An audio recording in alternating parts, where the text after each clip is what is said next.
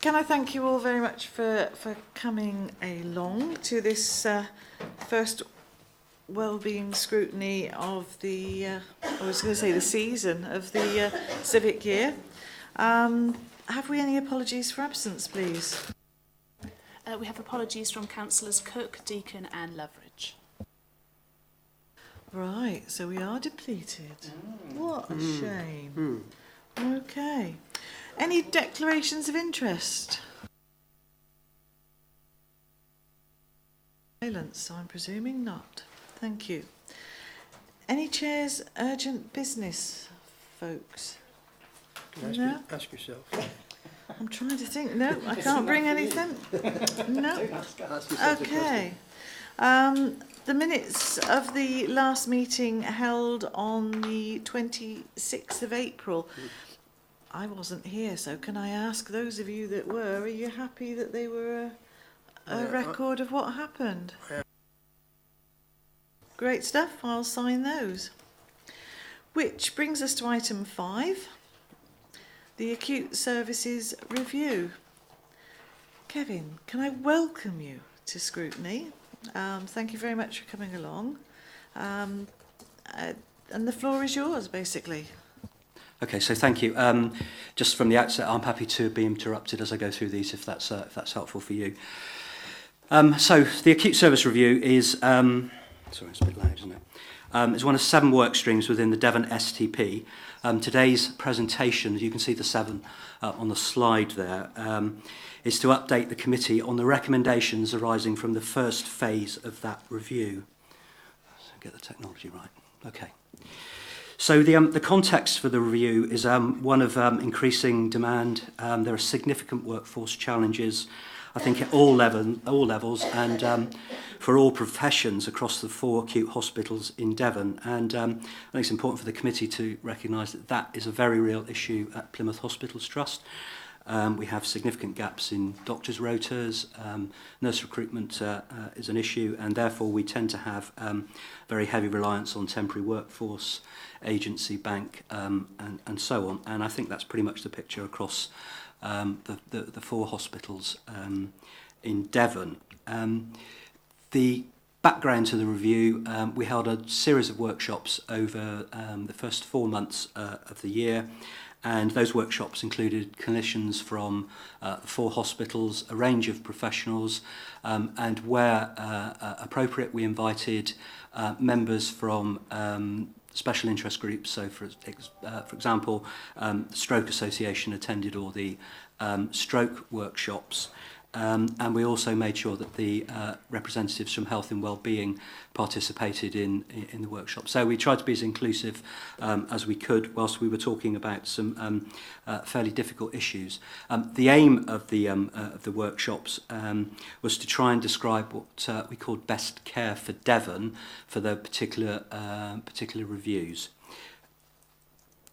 Sorry, the slide's not very clear, but the 3 main reviews that were undertaken, there was a review of urgent and emergency care, and that was led by Adrian Harris, who's he's an A&E doctor actually, but he's the medical director at the Royal Devon and Exeter Hospital.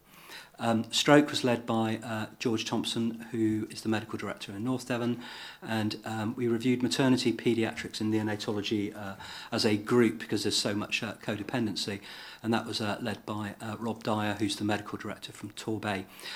Just in terms of our own medical director, Phil Hughes, he chairs the clinical cabinet for the Devon STP, and so ultimately Phil's the kind of glue that keeps these guys together, and his committee is where we would have brought some of the recommendations and ongoing work.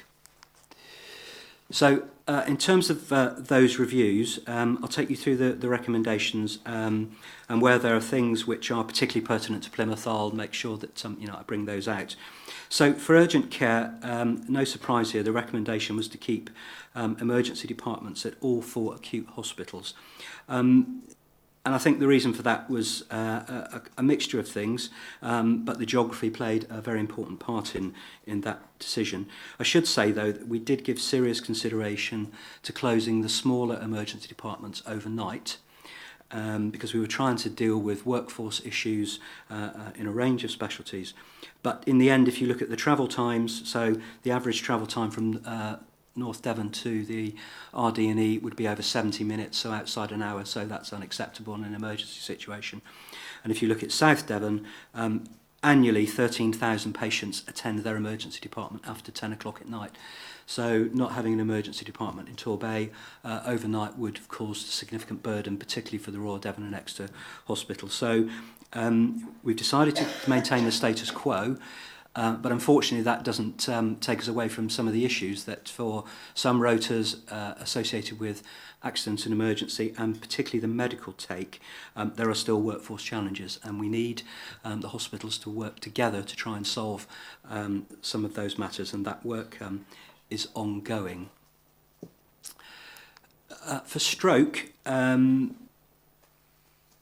line with the previous recommendation, we have agreed that patients with suspected stroke will have their diagnosis confirmed in their local hospital, and where appropriate they will receive thrombolysis, so it's about 15% of patients who would be appropriate for thrombolysis. And that will all happen in their local hospital. So thrombolysis is clot-busting therapy, as you might know it in terms of layman's terms. However, the main recommendation arising from this group is that all patients, except those where end of life is expected, will transfer to a hyperacute stroke unit for the next 72 hours of their stroke care. And the first 3 days after a stroke is where you're at most danger of mortality or significant ongoing disease as such. Now, those two hyperacute stroke units will be in Exeter and in Plymouth. So that's a good news story for Plymouth, because it means we will develop Burrator Ward at the hospital to have the capability to deliver hyperacute stroke care. And I'll explain a little bit more about that in a moment. Importantly, there's a further subset of patients who are eligible for a treatment called mechanical thrombectomy. This is a fairly new treatment, and that affects about 10% of all strokes might be eligible for that. Plymouth Hospitals Trust is the only hospital in Devon and Cornwall that can deliver that care because of the neurosurgical and the neuroscience skills and experience that we've got. So about 10% of strokes from across the whole of Devon and Cornwall will come to Derriford for mechanical thrombectomy. And we're working through with colleagues from NHS England just about how that will work, because to recruit a full team to be able to deliver that service 24 hours a day, 7 days a week, will take us a number of years, because there just aren't the skilled specialists out there to easily recruit. Sorry, again, that's not the clearest slide, but in terms of the numbers of strokes in Devon, just to give you a feel for the numbers of patients involved in the decision or the recommendation that I've just described, there are about 2,400 patients who have a stroke in Devon every year. And so that means those patients from North Devon and South Devon will go to Exeter for their hyperacute care, so for the first 3 days after their stroke. There's about 750 Devon strokes come to Plymouth, but then there's another 150 patients from Cornwall who would naturally come to Derriford for their treatment for stroke. And then, as I've said, the patients who are eligible for thrombectomy will also come to Plymouth. So there'll be about 1,100 patients a year attending Derriford for either hyperacute or acute stroke care.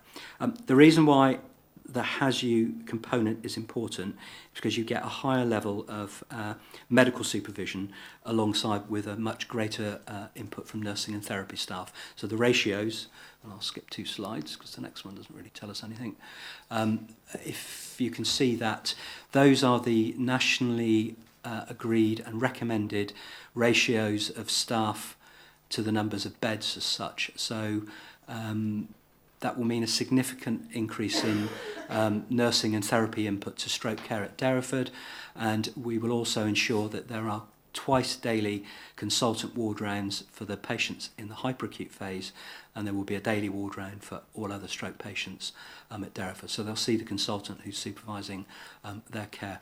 Just to put that slide into context, for Derriford, that will be about an extra 17 trained nurses on the stroke unit. and an extra 9 therapists, and that will be a combination of physiotherapy and occupational therapy. So that's quite a substantial uplift in staff, and we need to work through how that will be paid for. But the commitment that we've given is that we will work through with the CCG around that and try and get to the point where we can staff the unit as per the national recommendations. We won't do this overnight. This will be something that we'll need to agree a timeline. Kevin, I mean, there are shortages in some of these therapists anyway, nationally. So, you know, I'm a bit concerned as to how we're going to manage that. Because, I mean, to me, having the centre in Plymouth is fantastic. It's great. But I'm just sort of wondering how you think you're going to be able to do that carrot to attract these extra people. Well, I think probably one of the most important things is we've got quite a good news story here. If we're looking to develop a substantial unit for the delivery of stroke care, then hopefully that will allow us to attract staff. I mean, I'm not aware that we have huge shortfalls in general in the therapies. Probably the more difficult aspect of this will be to get the extra nurses, because the danger is if we recruit another 19 nurses to the stroke unit, some of them will come off the other general wards within the within the hospital. So it's probably nursing would be the bigger issue, and then we also need to attract more consultants to Derriford to deliver stroke care. And currently it's usually it's the neurology team that look after strokes, but I think in the future it will be a combination of neurology and healthcare of the elderly. But there's a challenge, and I think you're right to point that out. So when do you think that this is going to be, you're going to start all this recruitment and getting this actively done? So there's an exercise currently going on in the hospital to try and determine the gap between current staffing and to deliver staffing in line with those recommendations there. There's also work ongoing with the CCG around this recommendation, what the bill will be. I mean, I haven't got the exact figure with me, but it's likely to be in excess of £1 million for Derriford, these extra staff, and that's difficult when we've all got financial challenges, which you'll be aware of. I would hope that by the autumn we're clear around how some of these developments will be funded, and that we can start to make some appointments. So can we have an update sort of early part of next year, I think, perhaps? Yeah, no, that would be fine. Yeah, happy to do that. Just one final bit on stroke, and I think it's important in terms of our local context. The acute phase of care is not the only element here, and we need to be mindful of stroke rehab, which is the hospital component of that is delivered at Mount Gould Hospital by Livewell, and then there's early supported discharge where clinical teams support patients in their own home or in other settings in the community. The standard of stroke rehab and the length of stay for that is variable across Devon. So you've got very short length of stay in Torbay, you've got much longer lengths of stay in Plymouth and in Exeter, and we need to try and work to standardise those things, because if they can achieve a 20-day length of stay in Torbay, I don't understand why we can't do that in Plymouth. But that may be about residential nursing and other social care support that we may need to draw on. So it's not only about Derriford, it's also about what we can do just for the whole pathway for stroke patients to make that much more focused and much shorter. Question? Do you want to use just... Just a quick one on that, because obviously that's likely to have an impact on adult social care if you're going to shorten the stay of people with strokes in the hospitals. And if we're going to have an update, I think we probably need an update on the impact of that going forward, because I think it's important that we know what our ongoing costs are going to be. Yeah, I mean, I'm sure we can work to try and tease that out. I think the important thing is we need to get there's some work to do to get the whole health component sorted first of all, but absolutely accept that if there's a shorter length of stay in hospital, then there will be a burden potentially in the community. Although with some of these newer treatments and with intensive therapy up front, patients will have a much better outcome. So maybe we can get more patients home perhaps than we currently do. Yeah, I'd agree with Kevin, Councillor Tuffin, that the key is to get that shorter rearmament period, more intensive shorter rearmament, which will then hopefully reduce ongoing costs as well. So the key, wherever that arrangement is, whether it's in Mount Gold or the hospital, is that it's intensive, but it's time limited as well, and that will then reduce the ongoing packages of care. But it is that balance all the time between acute, community and adult social care as well, which we need to watch. Thank you for that, but I think it's important that, and I totally support, you know, the policy of getting people in their own homes and getting treatment in their own homes. But I still think it's important that if it is going to have an impact, that we know well in advance.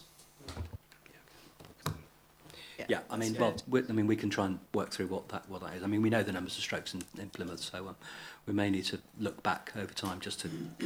Got a question here from Councillor James. I forgot my name. Yes, so don't worry about it.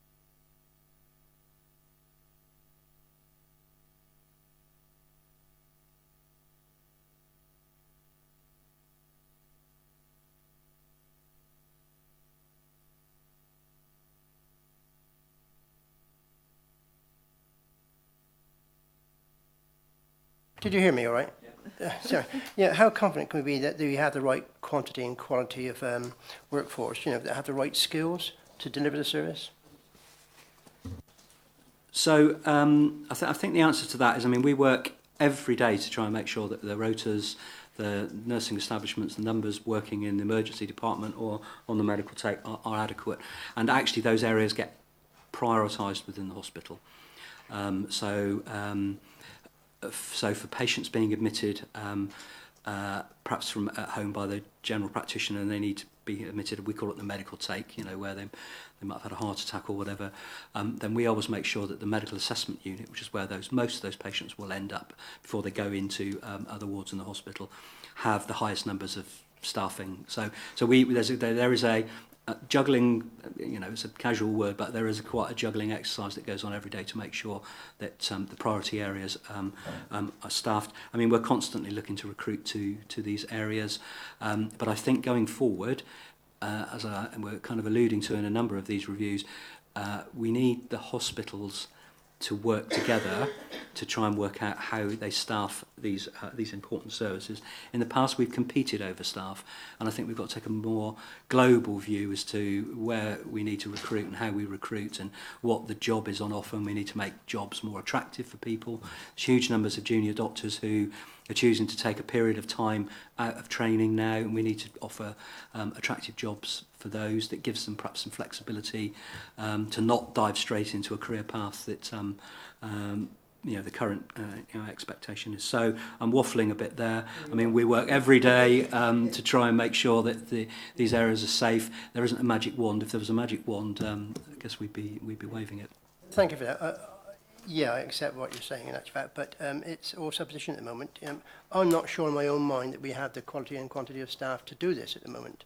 I know you're going to try and recruit. Recruitment has always been a bit difficult, and retention's even worse. You know, if we can't retain our staff that we've got now, they move elsewhere, you're not going to deliver the service. So, as we stand now, how confident are you that we do have that numbers? Well, I mean, I'll speak in more detail about Derriford. I mean, we do deliver the service, and I think we deliver it safely. I mean, we're the major trauma centre, so whilst we're seeing more and more patients, you know, I think we do a good job to deliver that service. The issue underpinning all of this is that there is a reliance on high-cost temporary workforce. So that's, you're paying extra money for agency staff and so on. And actually, you're often relying on your own staff to go over and above and beyond, working overtime or additional shifts and so on. And so the reliance on that is too great at the moment, and that's the challenge that that we need to we need to try and resolve.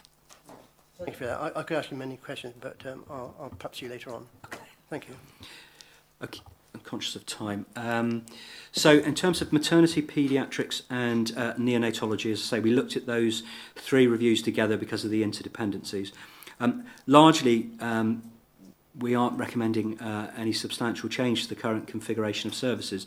So, so for maternity, we are saying that there will be consultant-delivered care on all 4 sites. That's currently as it is. The challenge going forward is because there is a shortage of junior doctors in these specialties. you need more consultants to deliver that care. Now at Derriford, we made a decision many years ago to make sure that we've got 24/7 cover from consultants, and that's what we've got. So we've got absolute gold standard at Derriford. So that's good. It's how the other hospitals in Devon match up to that. Now, they may not deliver as many women, so the national recommendations around the number of hours you need a consultant on the labour ward is different. But there's work to do around making sure that the other hospitals in Devon can maintain the appropriate consultant presence.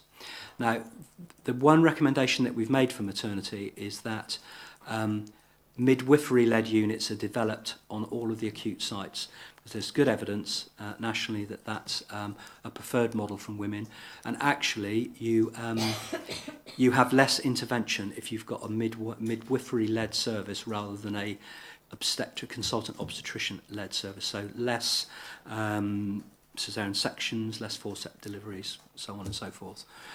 If you look at the next slide,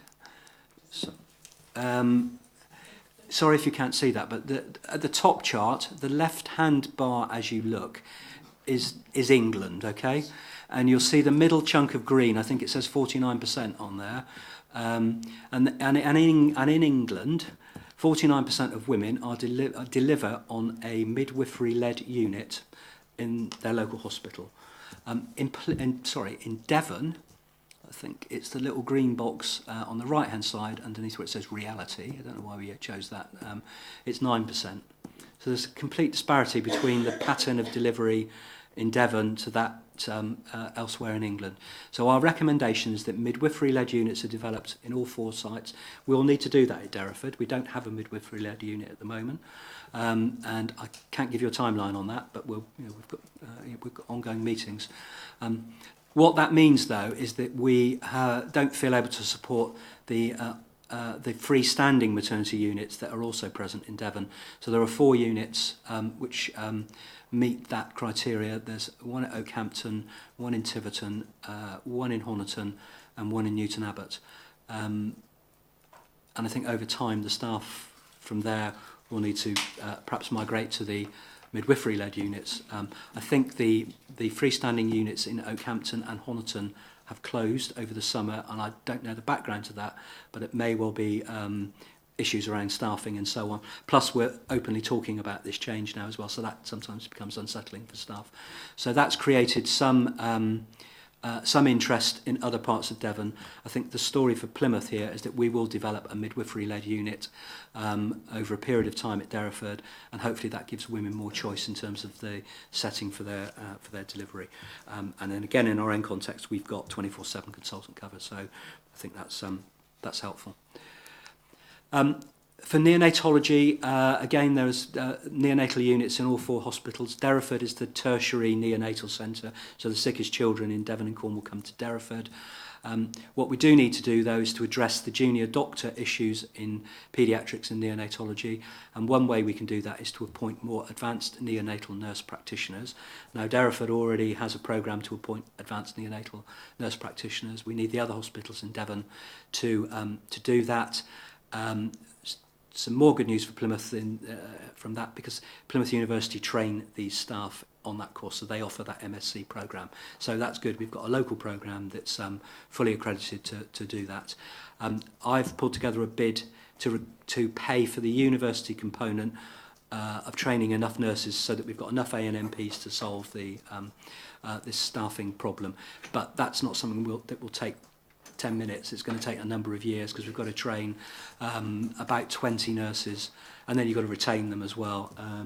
So that's the intention. So no real change with neonatology, other than to say that the move to ANMP is something that Derriford very much supports, and we would be happy to coordinate for the rest of the hospitals in Devon. For paediatrics, we did, because of the junior doctor shortfall again in this specialty, we did again consider whether the inpatient beds in South Devon and North Devon close. But if you did that, you would still need to have ambulatory care and ambulatory assessment for children, and you would need consultants and junior doctor presence 24/7, because it's the paediatricians in those hospitals that support the neonatal unit. So in the end, we've decided to keep things as they are. I guess our main recommendation for paediatrics is that more patients need to be managed in an ambulatory setting, so many children can be seen, stabilised, diagnosis established and then sent home. And we have good ambulatory arrangements up at Derriford. Two things we do need to do for paediatrics though is we probably need to review paediatric surgery across the county, because that's happening in all 4 hospitals and there are specific standards and requirements for paediatric surgery. And then we've got the ongoing problem of children who've got children and adolescents with mental health issues. There are usually 2, 3 or 4 children on the acute ward up at Derriford, and that pattern is mirrored across the other hospitals. So CAMS admissions to acute beds, sometimes that's appropriate because they've got physical needs that need to be dealt with, but far too many children are still being delayed in acute paediatric beds when they need their ongoing placement sorted, and we need to come up with a plan to be able to better meet those needs for that particular group of children. And that's one of the ongoing pieces of work that we'll undertake. Just quickly, there are a number of other reviews where there are particularly staffing issues or capacity issues. We're working through reviews in those areas. There are no major issues for Plymouth at the moment there, other than I think breast surgery, where the department does struggle to keep on top of the workload. And then I think the timeline for next steps is ultimately these recommendations need to go to the CCG governing body and to trust boards for sign-off, and then ultimately these services will be commissioned in line with the recommendations that I've described. So happy to take questions. Thank you. John? A bit more in depth about the breast surgery issue. Are we talking about cancer treatment, cancer surgery? Because I did hear anecdotally and on the grapevine last year that there was a significant problem in getting patients with breast cancer the appropriate treatment quickly enough. Yeah, so the answer is yes. I think there's no, you can't hide from that. There are 2 groups that we normally need to manage. Those are those patients who are referred under the 2-week wait with suspected cancer, and trying to manage those patients within the requisite standard, which is 14 days or 2 weeks, is often a challenge. There's the symptomatic group as well, and you've almost got to treat those at the national standards require you to do that. And so there needs to be a trade-off sometimes between the 2-week wait group and the symptomatic group. But there are the numbers of breast surgeons we have at the hospital, for the size of the hospital, probably not as numerous as they should be. So it remains a challenge, and I mean, as you all understand, it's not only about the breast surgeons, it's about having the complementary radiology services and the nursing support. So I think breast services across the board at Derriford and in some of the other hospitals are under significant pressure.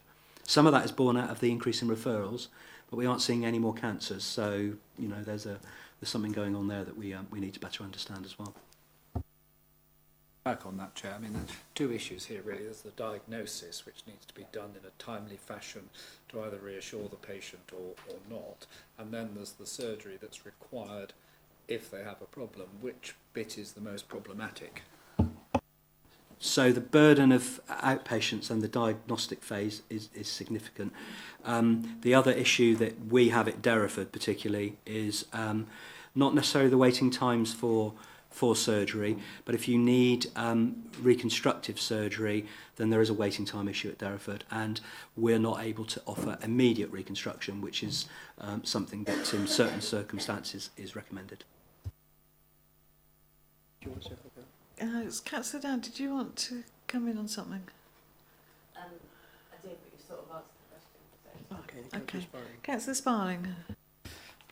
Thank you very much, Chair. Thank you, Kevin. I just want to come back in on recruitment, if I may, and retention of staff, which seems to crop up again and again across the piece. I found that actually fascinating, really useful. It gives an indication, I think, of the work being done across the service. However, across all 3 parts of the report there, emergency, stroke and maternity, whenever staffing commitments are made in the review, they seem to be qualified by yourself and in the report by warnings on staff recruitment and retainment. And as we know, particularly in Plymouth, this is something very much in the public consciousness at the moment. certainly in respect to primary care and GPs in the city. So the shortages haven't come out of a clear blue sky. And I know it's not the sole responsibility of the trust to solve this problem, but the longer that it persists, presumably the more undermined shaping future care your programme becomes. So what does the trust see as the biggest barrier to confronting this huge problem in terms of staffing? Well, I mean, I think to be honest, there's been a failure of workforce planning, hasn't there, over quite a long period of time in a number of professions. So, you know, now there's the recent announcement to recruit an extra 1,500 students into medical school, and Plymouth will benefit from that because there's a phase of additional medical students coming to Plymouth. Our focus at the moment is trying to work very hard on A, recruitment, B, we've got to do more to retain staff, C, we need to work, if you look at junior doctors particularly, there are large numbers of junior doctors who take a period of time out when they get to a certain stage in their career, and we need to be able to offer them opportunities to stay working but also to do other things, whether it's research or whether it's whatever. The other thing that we're doing is trying to develop a workforce that's more flexible, and those tasks, particularly that don't need to be undertaken by a doctor, can be undertaken by another grade of staff. So physician associates is a good programme that's currently on. We're also physician's assistants, where we've got historically healthcare assistants now who can cannulate, take blood, and do a lot of those chores and tasks which are time consuming, and because we've got less junior doctors, we need the doctors to focus on the doctoring part of their role rather than tasks that can be undertaken by other groups. So we've got a big programme of work around around different skill mix, different roles to undertake tasks. But ultimately, there are workforce challenges in the numbers of people coming out of training, whether that's doctors and nurses. I mean, we're pretty lucky. Pretty much all the nurses that come out of training locally all come to us, but then they need another period of preceptorship and training and so on. But there's no magic answer again to how we can solve this, other than we've got to have a sustained effort in trying to do so. I think one of the things that we're going to be looking into, the retention of GPs in Plymouth, I think is one of the things that we as a council, what can we do to make sure that that package is selling Plymouth, to make sure that we maximise all the benefits that we've got around us, and we all value what we've got here, and I think it's making sure that the GP trainees, etc., also realise how good it is. So I think we need to play our part as well. Councillor James, did you want to ask? Yes, please. Just carry on from what Councillor Sparling was saying about recruitment and retention. Recruitment and training is costly. It's got to be costly. How are you going to make sure that we retain them? Can anything be put in their contract? They stay for another 5 years or whatever? How do you retain them? What you don't want them to do is to recruit them, train them, and then they go off to some other organisation and earn perhaps more money. So in some circumstances where staff are undertaking usually postgraduate training or courses, we do normally stipulate that they need to stay for a period of time, because, as you say, some training courses are very costly if they're university associated. So the deal with some staff is that they stay for a period of, it's often 2 years. If they leave within that period of time, they're expected to pay back the training costs.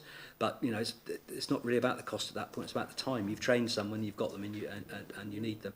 I mean, you're into golden hellos and golden handcuffs, aren't you, a little bit here? And there is an element of that creeping in.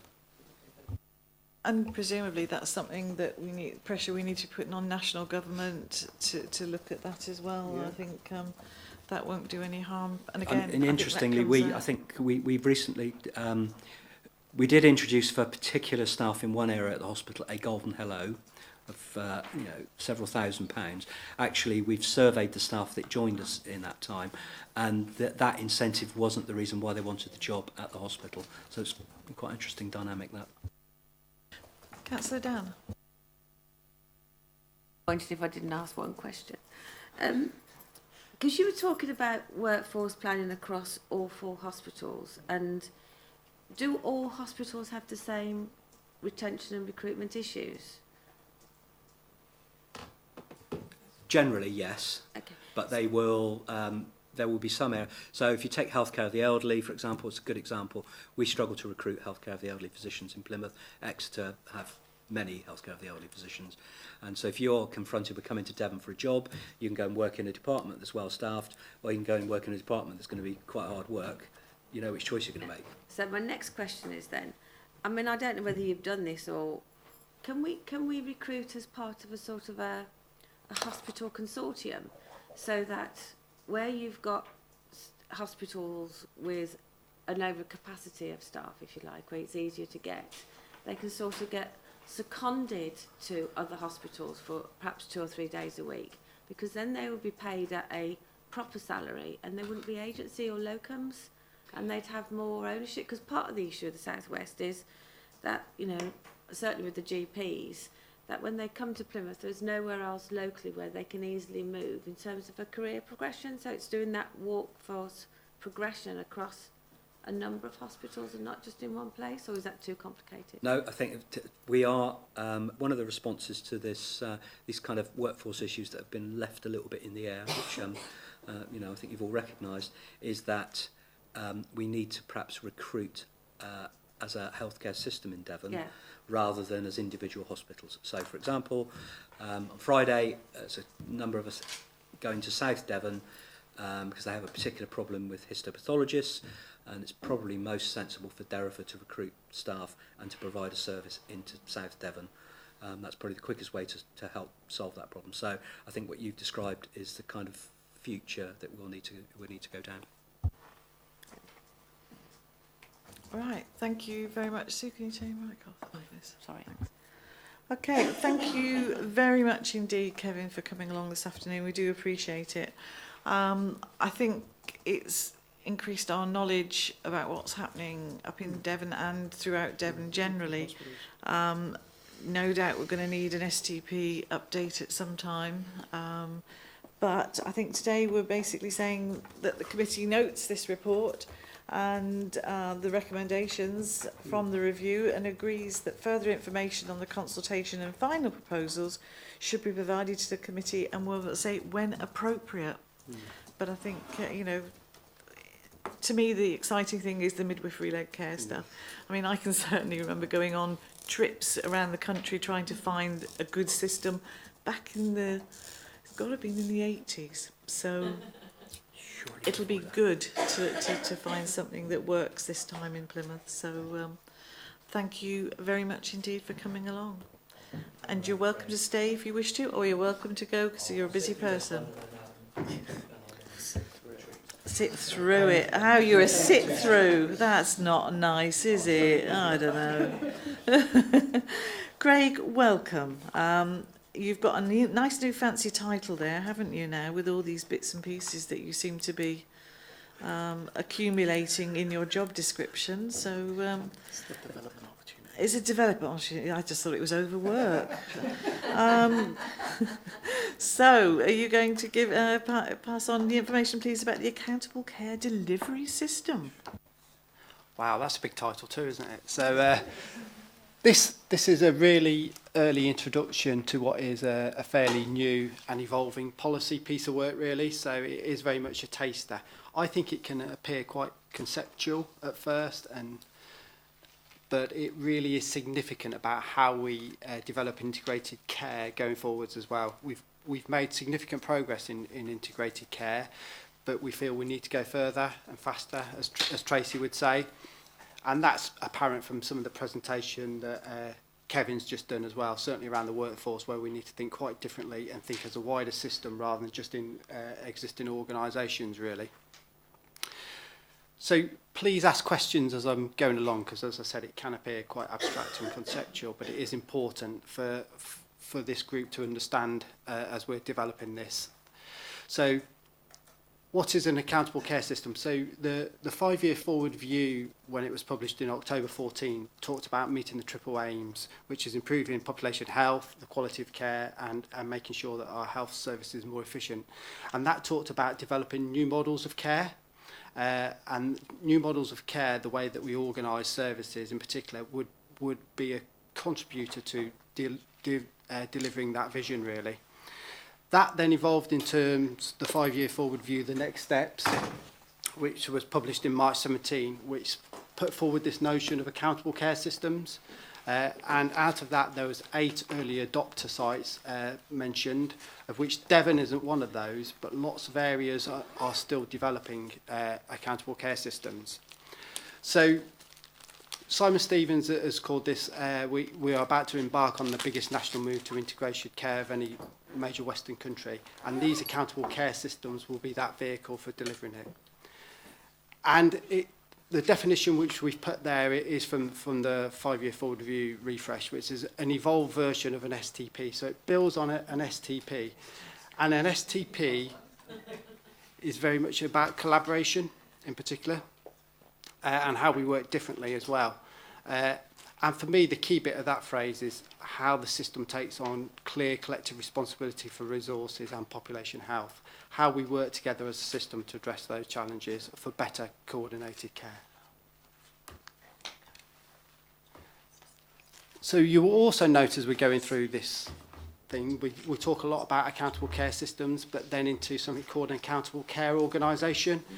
And you can see that as being a step on further from an accountable care system. So within an accountable care system, you might have commissioners and providers collaborating together, but then an accountable care organisation brings together a number of providers to take responsibility for the cost and quality of care for a defined population with an agreed budget. And there's no one single model here, but it is about that commissioners contracting with a single organisation for the great majority of services. So it is a step forward and something significantly different from what we've done previously as well. Accountable care organisations, relatively new thing. Internationally, there's some evidence base that they can absolutely improve population-based health outcomes and prevent admissions. And they're just starting to gain momentum. They can take a while to develop. And this week, I think there's the first accountable care organisation model contract released by NHS England as well. So it is the way forward in many senses. Yeah, of course.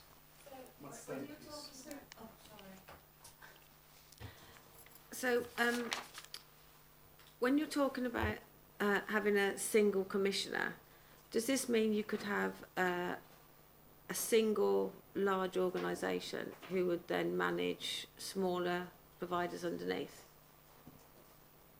So potentially it can take many different forms, Councillor Dan, and there's not one agreed model, but potentially you can do that. In some areas which are piloting it, they've gone down that route in terms of having a lead provider. In others, you know, such as Torbay, they've gone down an integrated care organisation, and in others they form more looser alliances as well.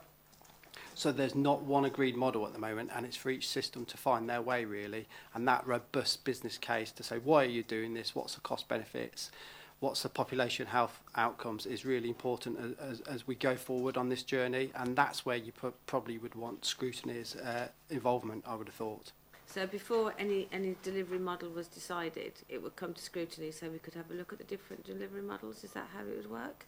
Or what you thought might be the best choice with the impacts of why you haven't gone down another route? I think this is the next stage on our integration journey. So very much like we've done previously, I think we will be having a regular slot on Scrutiny, not wanting to steer the recommendations about how this develops.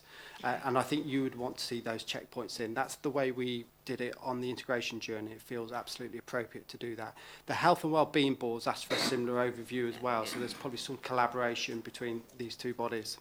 So can I just come back one more time, Chair? Sorry. The only reason I'm saying that because that in other areas of government delivery, I will pick the justice system, for instance.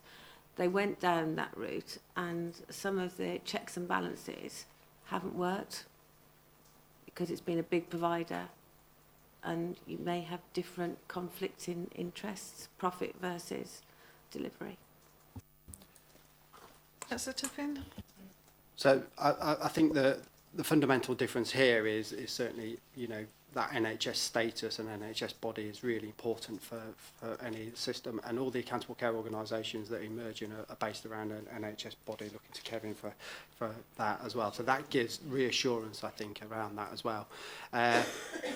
And it's also about making sure that you specify the right outcomes, in particular at the start as well, and having, I think local government has a good role to play in terms of those checks and balances and scrutiny as well. Thank you, Chair. Accountability, I think that's the important question.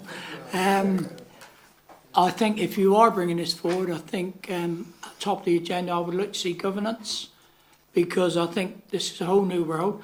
I'm totally committed to solving some of the bigger problems in a bigger way, but I think it's important that we don't lose sight that we represent people in Plymouth rather than Devon.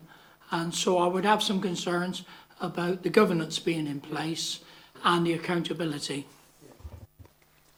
Hopefully I'll come to that in a minute, Councillor Tuffin, in terms of the emerging model across Devon, because we don't think there's necessarily a pan-Devon solution to this, but there certainly feels that there could be a Western solution to this, very much like we've done previously as well. And that then gives the local assurances, but also responding to local problems as well, because very much so we have got some very distinct local issues here as well, which we need to address as well. There's something about operate at scale when you need to operate at scale, but place being the home for most things as well, and that's certainly the approach we've taken locally. Yeah. Really, is to echo what Councillor Tuffin has said, he's taken the questions out of my mouth. It's who's the governance of these accountable care systems, and who is responsible for holding to account the accountable care systems. So in a purist approach, that would be NHS England to have a key role. The way that we are starting to develop this locally is through something called a Taking Change Forward group, where there's a number of senior leaders, including Ruth there, and James, Steve Waite, Carol, and that's chaired by Tracy Lee as well, in terms of that, and that group will steer us through this first phase as well, so that gives very much clear accountability as well. And then clearly each organisation then still, at the moment, because it's fairly early days, is accountable back to their own organisation as well. But NHS England will clearly play a role in that. We've taken it to Health and Wellbeing Board, so we're all the way through this. We're starting to build in those accountabilities. Can I also point out that Scrutiny will still have oversight of all of this lot, and the accountability will be to us as well? I take that. I take that as read, Chair. Councillor Mahoney. To mention here the crisis that seems to be enveloping general practice, particularly in this city at the moment. I wonder whether you're going to bring it up as Chair's urgent business, but I mean the crisis is unprecedented. The amalgamation of certain practices I always thought was fraught with disaster. They weren't working from a strong base. Closing of small practices was probably always inevitable, or single-handed practices, but we now have a bigger problem. I mean, it has been, because for 20 years there hasn't been investment in primary care services, general practice, district nursing and other outpatient facilities, but we do have a major crisis here at the moment. Who is going to be accountable for this? Can I say there's nobody appropriate here to answer the questions at the moment. No, they're not here for that, so they're not. However, we'll be putting together the scrutiny group that will be looking at GP practice and the state of GPs within Plymouth at the moment. So if you feel you want to be thinking about putting your name forward to be on that scrutiny, that's on the work programme in a bit, so we'll sort that out then, all right.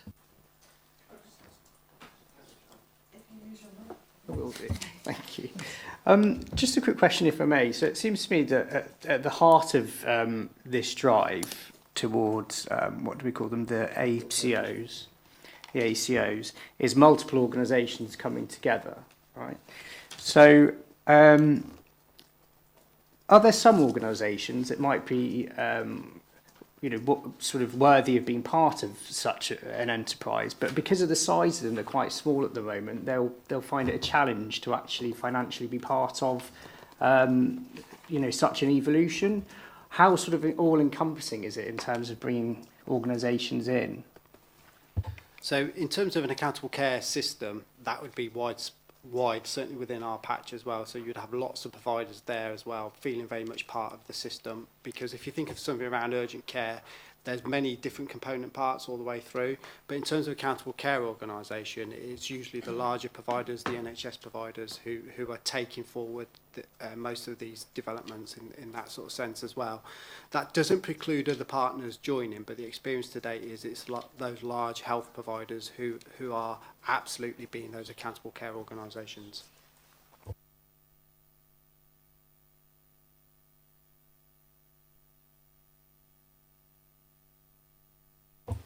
So lots of reasons why we should develop accountable care systems, and I think we've talked about that already today. There are issues certainly around primary care within the city which we'd recognise. There's absolutely issues around workforce development, retention, recruitment, and all those issues as well. Also, we need to absolutely deliver savings as well, and the more that organisations can collaborate, the more we can protect frontline services as well. So there's lots of different reasons for that as well. And although we've made some significant improvements, we've still got some intractable problems within the city as well. We talk about primary care, but we've also got things like the urgent care system. You know, we've been challenged against the A&E target. We've also got a significant issue with delayed transfers of care, which will no doubt be on your agenda as well during the next few months. So there's a number of significant issues, as well as the financial challenge that we face as well. So the approach in Devon, so although we weren't one of these 8 pilot sites, there's an absolute, because of the maturity of the STP work, in which Kevin's already talked about, there's an absolute commitment to work in a different way, and that accountable care system approach is the favoured approach. So at the moment, the initial plans are for there to be a strategic commissioner working at a pan-Devon level, and that at the moment is just South Devon and Torbay CCG and New Devon CCG working far closer together and collaborating at that level.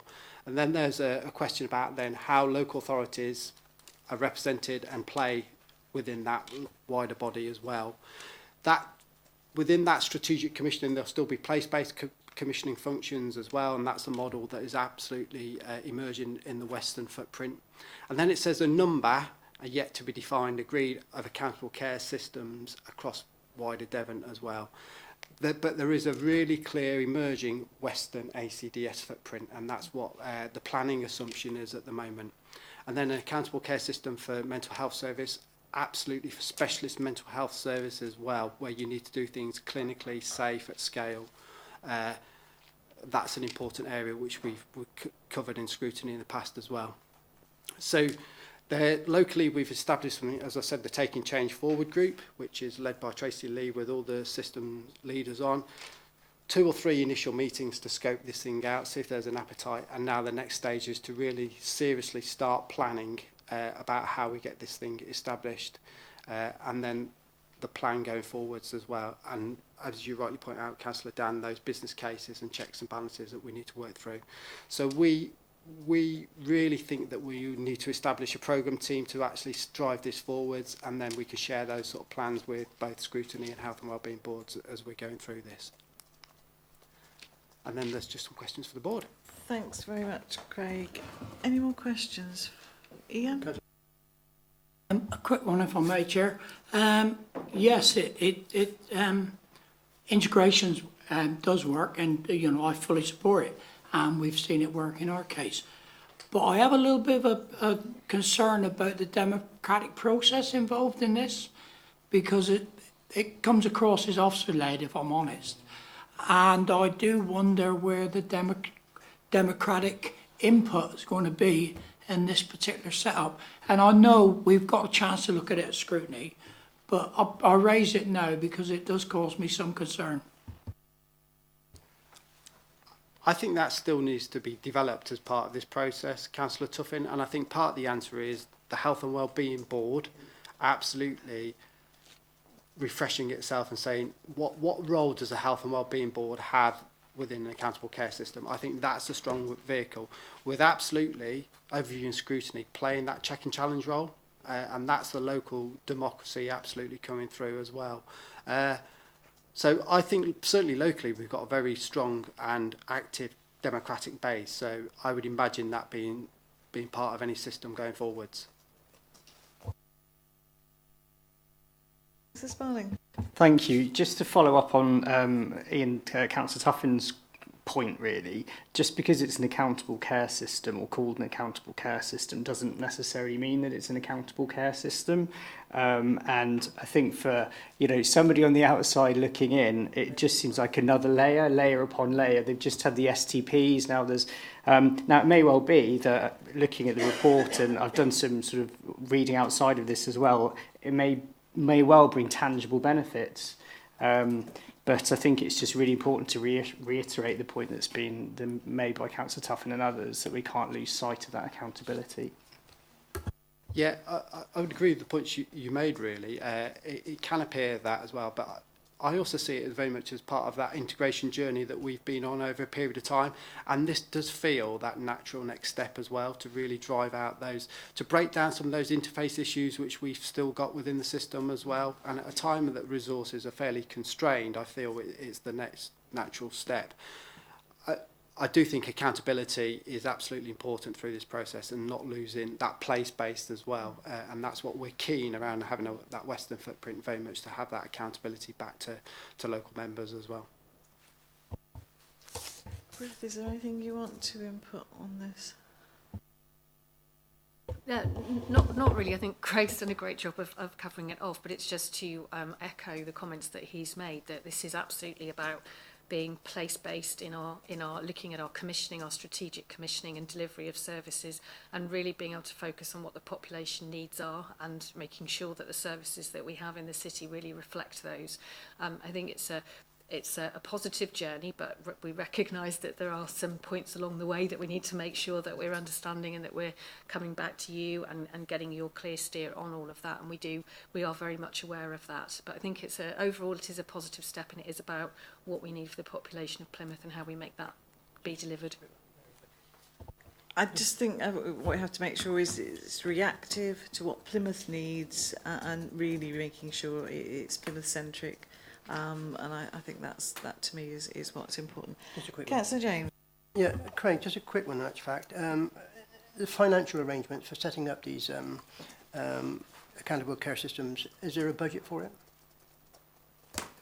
So there's no distinct budget for setting that up, and we will have to find the resources from existing staff across the organisations, the partner organisations. So myself and Kevin and others are just seeing at the moment about how we can absolutely resource this programme going forwards as well.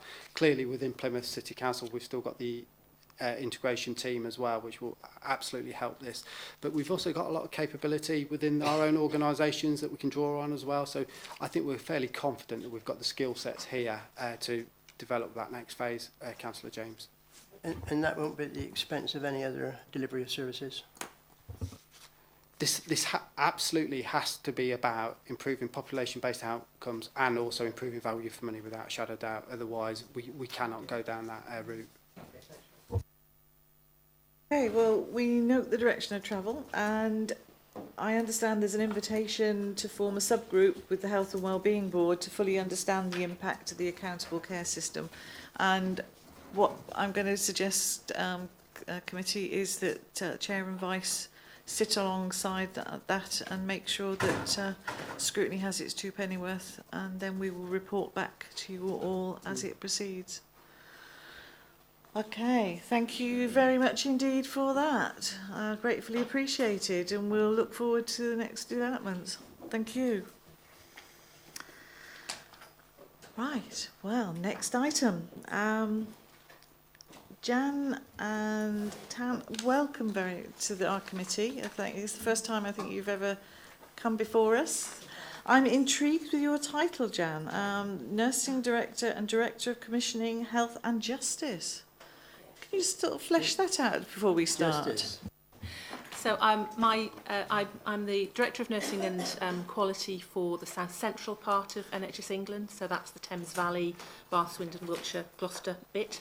And then I also have a role in commissioning health and justice services across the whole of the South. So that includes prison services, IRCs, the immigration removal centres, and SARCs and liaison and diversion services. There isn't quite a badge big enough to fit it all on. Apparently we've got a PDF version somewhere that won't be easy, whereas everybody's got the presentation in their pack, so we'll be able to work from that. It'll be much easier. All right. The floor is yours. Thank you very much. And thank you for the opportunity to come along to the committee meeting.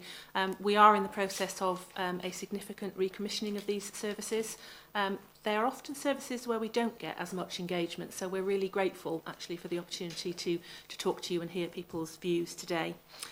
You have, I think you have a presentation? Yes, we have. You just, okay, that's fine. I will then put that out of the way. So what we hope to be able to discuss is the process that we're going through to re-procure and provide the SARC services for the South West, obviously specifically for the population of Plymouth and the Plymouth area. I want to try and give a little bit of context and discuss some of the ambition for these services. We are in the midst of an engagement and consultation process, so I'd say this is a really timely opportunity to be invited to talk to you. And I'm joined by my colleague Hong Tang, who's from the Health and Justice from the national team, who I'll ask to sort of talk to you a bit about the national specification for SARCs and some of the work that Hong's been involved in terms of feedback, service user feedback, which clearly is critical in terms of how we go forward. SARCs, as you may be aware, are very special services for victims and survivors of rape or sexual assault, can receive very bespoke, very specific, very expert support for them at what is clearly a very traumatic time in their lives. In terms of the context of where we currently are, so I'll speak first about the adult SARC and then about children and young people, because clearly there are some different requirements in both. So currently, as you're probably aware, Plymouth Adult SARC is located at the Cove, sited on the old naval base. The access there through a security barrier and the outcome of some work that was done recently looking at an audit of the forensic facility there indicated there was quite a lot of work that needed to be done. So there isn't a question about the quality of care and support that's provided in the Plymouth SARC, but certainly the premises are not ideal and really not fit for purpose going forward. So that's one factor that hopefully this process will take into account. The service is currently provided by First Light, third sector provider, and the forensic suite, as I've said, is located in the basement of the building, so not in an ideal setting. The number of referrals into the SARC is a quite significant area of concern. The SARC, in conjunction with other partners, has made increased efforts and completed a significant piece of work fairly recently with the university to try and improve that. It has had some impact, but the police referrals still are out of step with what would be perceived as the identified needs within the city. So that's an area that needs continued understanding and continued work to address. In terms of children and young people's facilities, because of the lack of CCG commissioned forensic paediatric provision in Plymouth, G4S was commissioned by NHS England to provide this service in Exeter from 2014. It's not proposed within the current proposal that we have that would change. The Exeter paediatric SARC receives on average 5 paediatric referrals from Plymouth a quarter. And I understand that this committee discussed the lack of city provision back in 2016, and we have a letter which talks about children that are travelling from Plymouth for a one-off medical examination are guaranteed in that centre the best possible care, but obviously the follow-up services need to be provided locally in the children's place of residence. And those are the sorts of referral pathways that should be established to provide that continuity of care. I have to say the feedback from children and young people who use the service in Exeter is very positive. It is some of the most positive feedback that we've had, that I've seen across the south. And there is still a local paediatric department that runs historic child sexual assault services at Derriford Hospital. But again, the numbers of children attending that service is extremely small. So the work that we're currently doing in terms of re-procurement, The current contracts for services are coming to an end, so that's why the arrangements are being made to commission new services. We also, as part of that, want to consider the national specification for SARCs that was issued last year, commonly known as Specification 30. That outlines commissioning responsibilities, and for the first time it defines the services which should be provided within a core SARC and those that are part of a broader sexual assault pathway and support pathway. NHS England commissioned a specific consultation process to get views from key stakeholders ahead of the procurement. I understand there was some local view that had concluded in July. The actual online online survey concluded at the end of July, but the consultation is still ongoing until the end of August. So again, it is timely to be in a position to hear your views and have the committee's perspective on that. And the whole work has been conducted with the Police and Crime Commissioners, the Police Service and NHS England working together to commission these services across the whole of the South West. And the services are expected then to go live on October the 1st, 2018.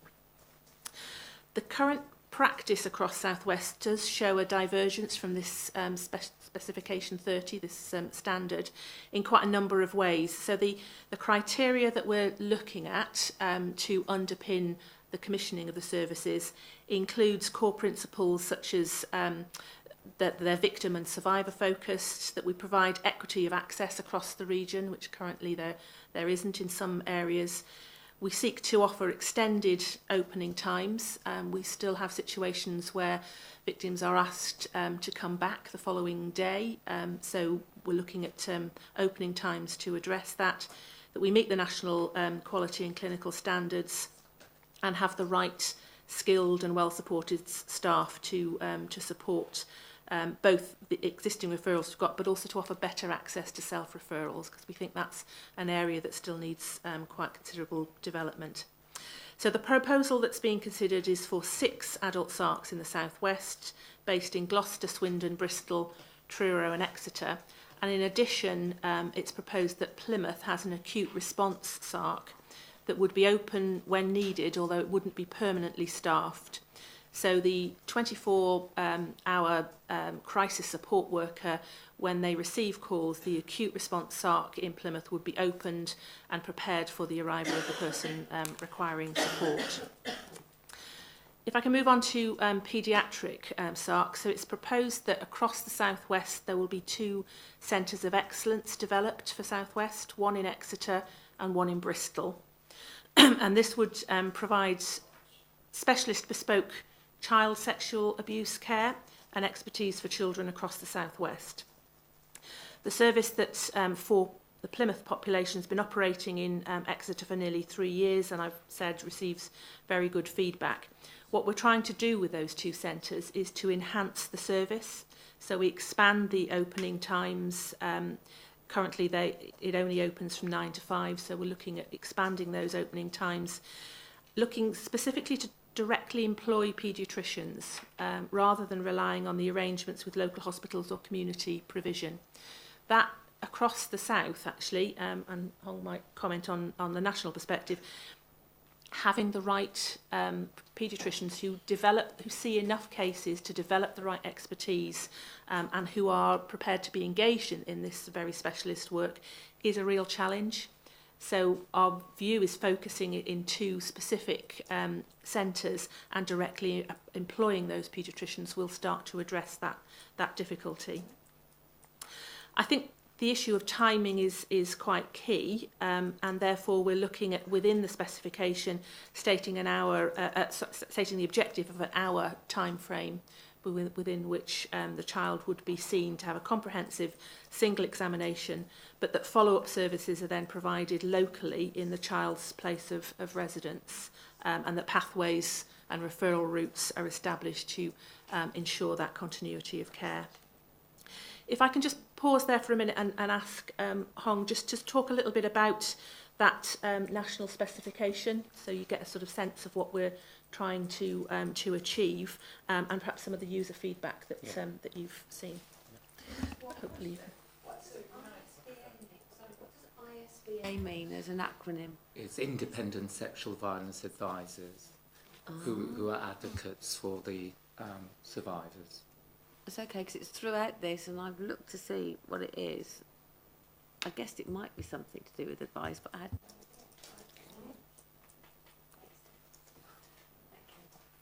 So first of all, many thanks, Chair and Committee, for inviting me to come and share the work that we're doing. I think very briefly to give some context to the work and then talk about some of the detail of Specification 30. So as you know, sexual assault referral centres were from April 13 the Commission responsibility of NHS England. And one of the first things we did was to do deep dives about where are we and how are we, what's the baseline. And I think although there's some really good examples of good practice, and I would say the South West is actually one, because I've been to the South West more than any other time in terms of my national role. I'm the National Lead for Starts and Partnership Working. And in particular, a very good workshop which I helped support Bex, who's our lead commissioner locally, in March with key stakeholders, in particular the police, around the health needs assessment. And I think that's a really good example of good commissioning practice, that stakeholders come together with support from the commissioners to look at where are we, what are the needs, rather than just replicating what we've always done, and arising from that coming up with the commissioning strategy.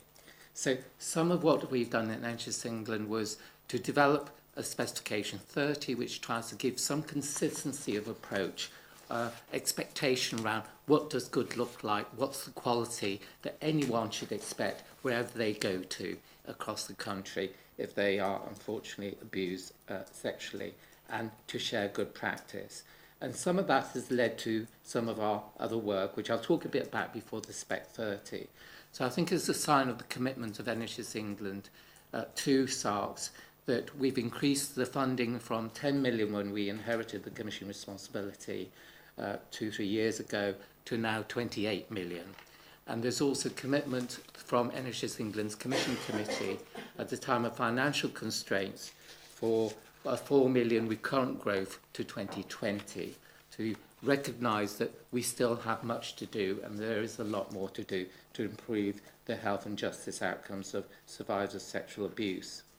Looking at how do we do that, we've also developed for the first time national indicators of performance. So the SARCs in Plymouth and across the South West are already reporting on those, and for the first time we'll be able to look at what are the core themes, what are the key challenges, opportunities and gaps, many of which actually came through the health needs assessment. And these will help in terms of our improvement.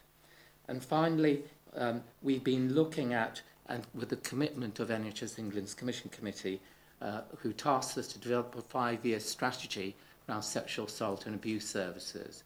And I think the findings of your health needs assessment will actually, a lot of the core issues there are feeding into the strategy, which uniquely the NHS Commission Committee wants to be published in the autumn of this year. You may know NHS England doesn't actually publish much. They signpost, they highlight, they allude, and I think it's a sign of the commitment. They do want to publish this strategy. So Specification 30 was written with a whole range of partners, statutory and non-statutory, but importantly survivors of sexual abuse, children, young people and adults, survivors of child sexual abuse. And some of the core themes that came through that are, which fed into the specification, are that survivors want to tell their story once. They don't want to be bouncing around the system, often having to wait, having to be re-traumatised by telling what the impact of what happened to them is. And we know, I was the lead commissioner for the 3 SARCs in London for over 10 years, and we did a 6-month audit actually, following up survivors who came to our SARCs about what happened to them. And each time they were told to go somewhere else, there was a 25% attrition rate. So it doesn't take long for people to be lost completely through the system. We know at best 20% of people who've been sexually abused at best go to a SARC. So by far the majority don't. which for me says the importance of local services, especially integrated voluntary sector and third sector services, many of whom may be commissioned by yourselves and other partners. They also say they don't want to wait for their support. They don't want to be told to come back the next day, or if it happened on a Friday night, come back on a Monday.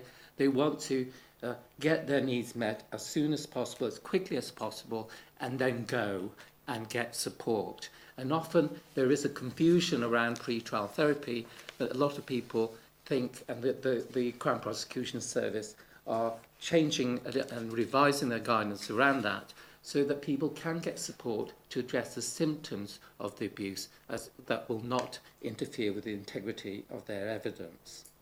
They also want to be believed. We know a lot of research and evidence show that the importance of actually being just simply that someone listened to you, someone heard you, someone didn't say, actually, you were drunk, it's your fault, all those other layers of myths that may happen. And they want trained staff. They want staff with competence, who know what they're doing, who can refer well, who know how to do it well. They don't mind travelling long distances to see staff in centres of excellence, but they don't want to be travelling to find, oops, this person didn't do the right examination, you've got to go somewhere else, and it will take another few days. So they want to know and be guaranteed that wherever they go, they will be getting the care they need and support that they need. And it's more about the quality of the transport and travel, actually, that's important. So they need to know that they are with someone that they feel safe with in the car or van. They need to know that, the environment which is developed is appropriate for them at a time of immense stress and trauma. I think also, importantly, SARTs for me are one of the most complex. I've had over 25 years of commissioning of health and social care. One of those areas of complex commissioning, because it's not just health, it's everyone. It's all our business. And if you think about it, safeguarding that runs through so much of SARS actually is everybody's business. And addressing the inequality agenda, which often is linked to, unfortunately, people who have been abused. So it means that we do need to have people working much better together, both in terms of delivery and commissioning, much more integration of pathways and approaches of care and collaboration. And services that are responsive not to the individual. And finally, I think, just to highlight what I think has come through from the health needs assessment and some of the work that, and I can't comment on the detail of the work, but certainly nationally that we're seeing, is the importance of finding places of safety for children and young people, that they can go and know that they are paediatricians that are there, that want to be there, that are trained, supported, that have a network of referrals locally for local support, and that the therapeutic support locally after someone's been to a SARC is available and accessible in a timely manner. And I've been doing a lot of interviews over the last 2 months with, in particular, clinical commission groups and some local authority colleagues about their views of what the gaps are. And there is a major gap in terms of support for families. So often we hear that the survivor may eventually get the support and care that they need, but actually their family members may not know how to address those issues and need support too. So I'll stop there and pass you back to Jan. So if I just conclude in terms of the next steps around the process, the findings from the consultation process will be evaluated in August, at the end of August, and we have had quite significant feedback, which is very helpful, and that will be used to influence the final decision on what the final service proposal looks like. Once the service model's agreed, the specifications are then drawn up, tender documents prepared. The expectation is that the tender will be published in September this year, with the tender exercise completed by the end of December. New services then would be launched in October 2018, which obviously gives the successful provider or providers time to prepare premises, staffing, resources, etc. So I hope that gives us sort of an outline of what we're seeking to do, and clearly we would welcome your comments and feedback. Thank you very much. Councillor Tuffin. Thank you, Chair. I'll go back to page, if I find it, page 33. The fact the victims having to go to Exeter really worries me. It really does. It does seem the worst case scenario. But I'll go to page 33 because it says, what do we need to change? And it says facilities and accessibility. So we fail on both those issues if we've got victims having to travel all up the way to Exeter. And the other thing I picked up was you said you had feedback from the victims. I wonder if you asked the question whether they would have preferred to be treated in Plymouth or Exeter, or whether your feedback was based around the good treatment they have, which I'm sure they did have. But I think it's important that we understand that. And I'll leave it there. I have another question, which I'll come back to, but I think that's an important issue for us. That, you know, in my mind, I have this picture of some victim being motorwayed up to Exeter, and it doesn't seem correct or the best way to be dealing with this issue. Thank you, Ian. And I think what concerns me is the idea of what suits London might possibly suit us down here in the southwest, and I have a problem with that. I think we have our unique identity, and I don't think we want that to be sort of associated. I don't know if you want to make a comment, or whether you just want to listen and then sort of come in at the end. That might be the easiest, I think. Councillor James. Thank you, Chair. I think, first of all, the heart of the SARC must be the victim itself, so I'm very happy to support SARC. When I looked at the proposals for the recommission of services by NHS England, I was quite shocked at your proposals for Plymouth. Plymouth is the largest city southwest of Bristol, has a population just over 500,000 and looking towards 300,000 population in a few years' time. Looking at the figures which I've got before me, last year it showed rape numbers of being 194. This year it's 294, which is an increase of 51.5%. Other sexual offences last year was 343, now it's 482, another increase of 40.5%. So there is a need, a desperate need in Plymouth for a full SARC as opposed to an acute SARC. And I would have thought you would have considered having a children's services in Plymouth as well. So I'm a little disappointed of what NHS England has come about, and I'm certainly against an acute, and I would recommend, me personally, we had a full SARC here.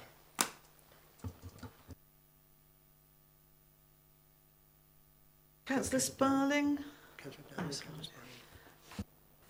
Thank you. Yeah, I think my two colleagues have actually just echoed my concerns, actually, having looked at the report in respect of Plymouth. So I'll actually ask a different question. I think according to IQuanta, all but 2 areas in the region recorded an increase in rape offences in 2016-17.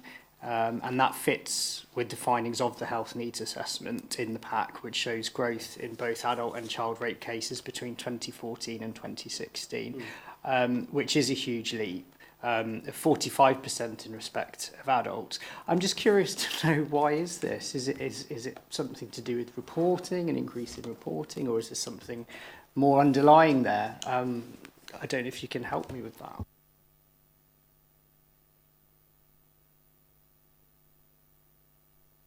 Councillor Toohey and then Councillor Dan. Right. Okay, well, I'm actually sort of carrying on from Councillor Tuffin's comment, I think. What concerns me, I'm fully behind him on saying that why do people have to go all the way up to Exeter?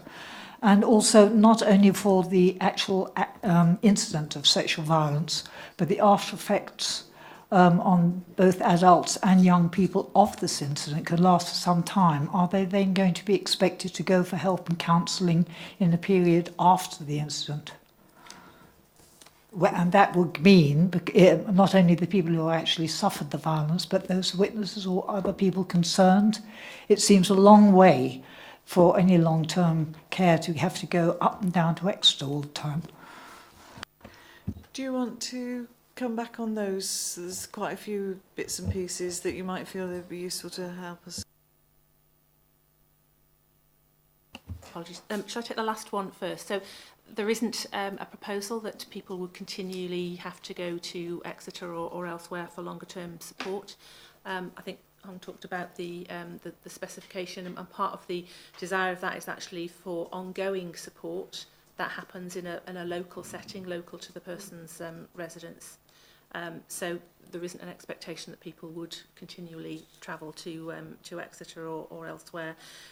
In terms of travel, I think the issue was around children travelling to Exeter, and the idea of that is, as I've said, to develop two centres of excellence which have their own paediatricians who can manage those cases and develop that level of expertise.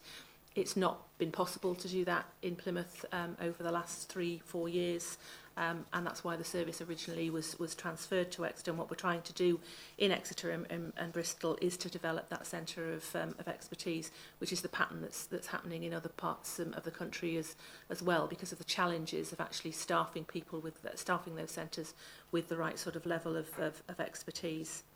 Hong, you want to talk about the increase in?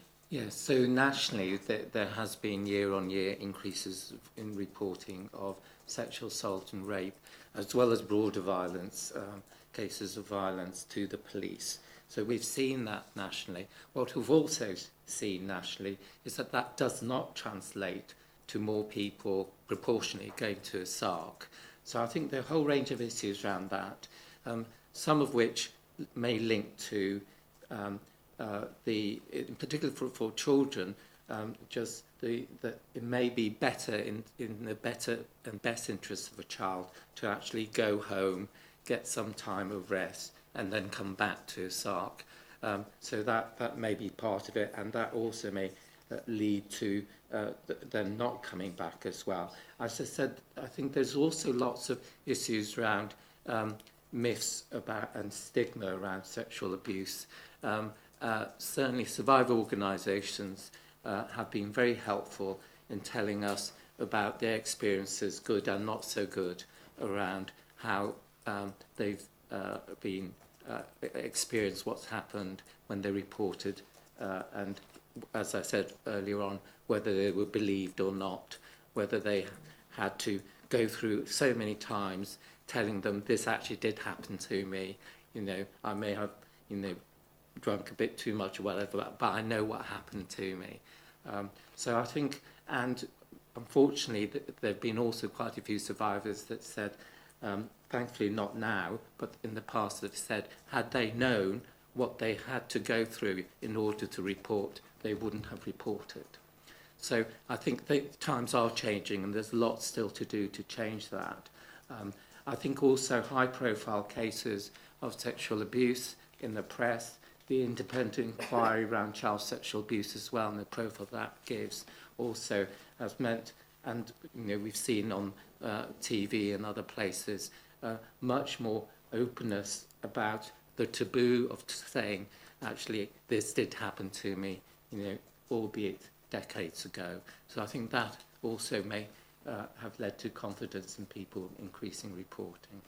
I think it is important to note that we're not proposing that Plymouth does not have a facility, and I don't think the acute response facility is a second-rate facility.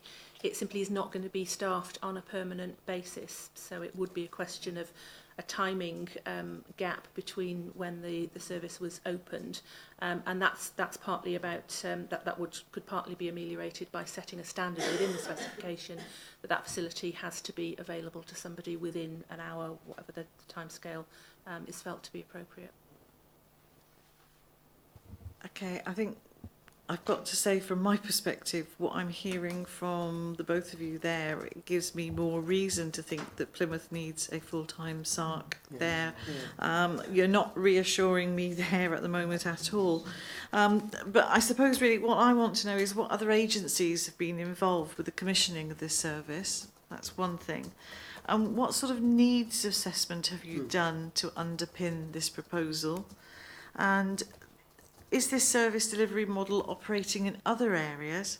How are the demographics and the geography similar or not to the South West Peninsula? I think those three questions for me are really what I would like answered on that, please. So yes, health needs assessment has been done. There's been quite extensive engagement with a whole range of stakeholders. I mean, I talked about the police and crime commissioners, the police and third sector organisations that we've been working with. In terms of the models that are elsewhere, certainly I know in other parts of my geography within the south, this is a model that we are now working towards. I don't know, Hong, whether you know Yes, on a more national level. So increasingly, it is a model that's been adopted. So in the northwest and Yorkshire and Humber, they now have integrated referral pathways to the St Mary's SARC in Manchester, where they do the forensic medical examination. And that's importantly what we're talking about, is it's not that the SARC is more than just a forensic medical examination. It's about those integrated pathways. Importantly, I think, for post-medical examination, a lot of survivors say, actually, they don't want to go to the place where they were reminded of the time they had the examination of that event. They want to go somewhere else, somewhere more locally. So certainly also in East and West Midlands, they're looking at an integrated network approach around the SARCs as well, and going out to reprocurement at the moment around that. I think importantly, because of the numbers and the need for having trained and experienced staff, importantly around children, young people, this hub and spoke approach and network approach is a model that's being commissioned. So in other words, no, you haven't tested it anything like the Southwest. And the other thing is a crime assessment. Have we looked at the figures, crime, of reporting in the Southwest, in Plymouth in particular? I mean, David has indicated that we are getting quite substantial rises, and it's just really, have we worked to find out what's going unreported just as much as what has been reported? So there's that to consider. Ian, did you want to come in there? And then I want to come back on my original point if I can, Chair. For someone to say, well, it works somewhere else, to my mind, just isn't good enough. And it is your responsibility, NHS England's responsibility, to provide these services. And I'd see from your recent review, facilities, accessibility, it shines like a beacon. And I just don't find it acceptable that, oh, well, it works somewhere else. I really don't. And I feel we need to examine this a lot closer, because that's not an acceptable method. thank you. I'm going to Councillor Dan, Councillor Mahoney and Councillor Bridgman, and then Councillor Sparling. Am I allowed to bring the portfolio holder into the conversation? Oh, because really, well, only because I don't know how to voice this really. If you've consulted on a model in some ways it restricts the consultation. We've just done a library service consultation, that's a bit about the same. We had a model, we asked people to go out and talk about a model, and then all the questions are geared to the delivery of the model. So it doesn't give you the flexibility to actually develop a service that is, you know, you've talked about, Hong, about the localism, the speed, making sure that the evidence is protected and things like that. And to do that, you need to do that in a local place. So I wanted to know how the consultation was carried out. Was it carried out on, is this what you need for your locality? Or was it carried out on, this is what we're going to deliver, like it or lump it, really, is the question. So there was an online survey, which was part of the consultation. There was also various events that were held. I think, Hong, you talked about one of the events that was held locally to gather the relevant information. So whilst there's an outline of what we are looking for here and the sort of standards that we're looking to for the service to address, which links back to this national specification, it then is for the providers to come forward with detail of how they would meet those. So there is always in these processes some sort of flexibility in terms of whether they can produce what facilities that they would identify and how they would actually deliver in line with the standards that we're setting. So I wouldn't want you to think that we've tied this down to this being, you know, the absolute way in which the services will do. It will depend on what the provider or providers who submit tenders can deliver against the specification that we've set. Thank you. I'll just come back on a quick one then. So does that mean you could go out to tender and then a provider could offer something which doesn't even look like the tender that's gone out because they don't think they can provide it? So you could end up with an area that has got a worse service than what's actually been tendered for? No, we wouldn't award the tender in those sort of circumstances. What we're looking for is the providers to determine how they will deliver the way, the specification that we're setting them. So there has to be some flexibility. They may have thought of things that we haven't. Councillor Mahoney. Yeah, I mean, there are really two issues here, aren't there? The issue of whether we should have a full service for adults and everyone else, or whether we should have a full service for adults. If we have a full service for children as well, then we have to be assured that it is the best standard that is possible. And are you saying that we couldn't have, because of the low numbers, the best service possible for children who end up in this unfortunate position? And although having to transport someone somewhere is traumatic, the most important thing is that they get the best service. I mean, are you saying that a children's service could not and cannot and hasn't been delivered here and couldn't be in the future? The adult one obviously can be. You're choosing not to have a full-time service here.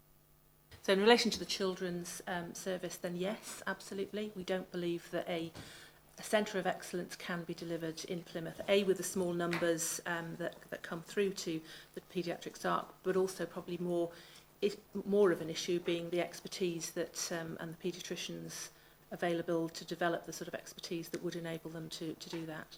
So yes, that is what we're saying with the children's service. With the adults service, what we're saying is that there would be an acute service, so that initial assessment could be provided locally, but we couldn't do that on staffing a facility on a permanent basis, which is what we're doing at the moment with the numbers that we've got coming through. Councillor Bridgman. Thank you, Chair. My question is around, obviously, I mean, we hear over and over again about an integrated NHS. On page 29 of our packs here, on page 3 of your presentation, you've got the pathway, a sexual assault pathway. You've got police, agent, third party, self, adults, GP. So I'm just wondered, you mentioned, Mr. Tan, that they're only going to have to tell their story once. So I'm interested to know how you're going to do this. How that person, the victim, goes along and tells their story only once to the police, after already telling their parents or a friend, and then are the police going to refer it to a GP, who's going to have to tell the story again? I just wondered, because we hear about it all the time, this all singing, all dancing IT system that's going to come along. I've been sitting on this panel for nearly 4 years now, and I've still not seen a glimmer of it. So I'm really interested. I mean, I've had a lot of questions, and a lot of them have already been asked, but this is one that specifically I'm very interested, as someone who works with IT every single day. Explain to me, how will this work with so many different organisations? Yes.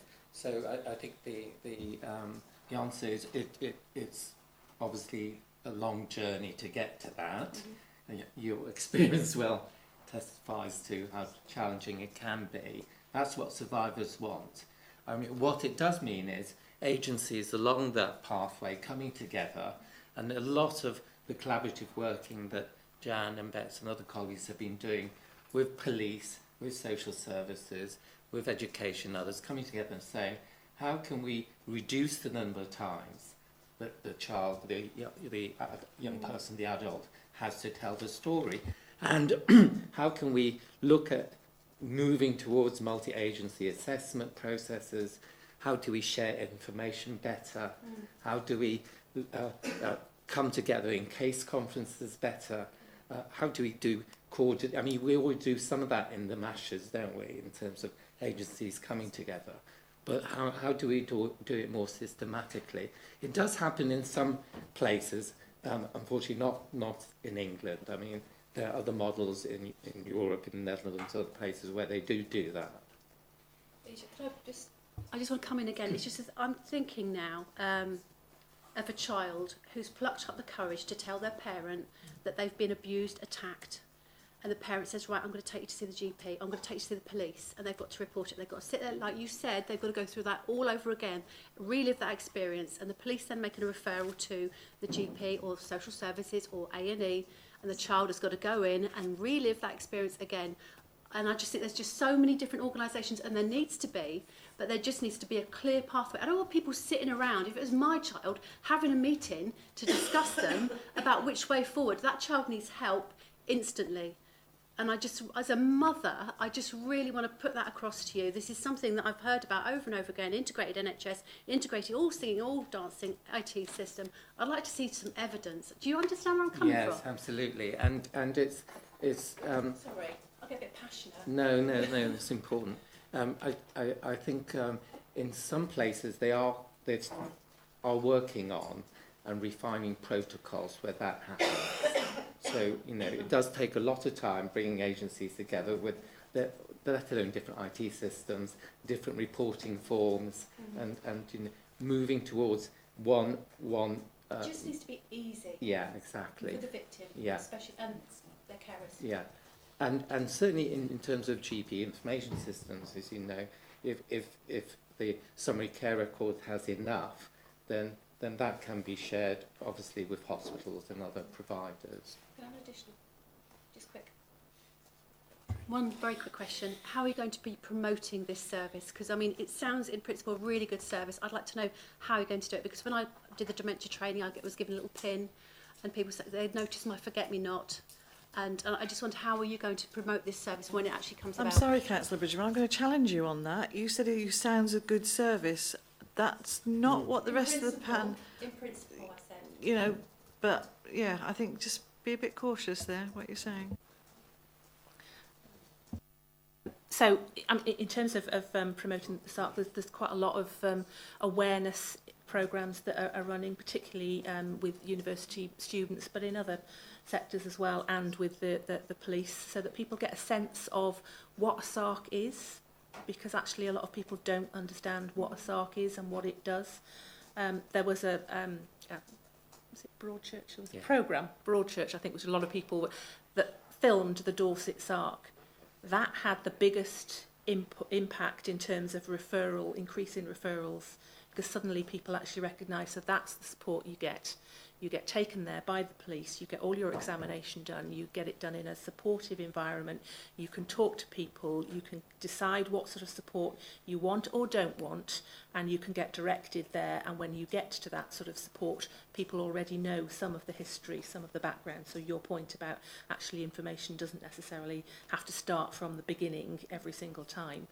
that's what a SARC can do. That's the sort of support it can do.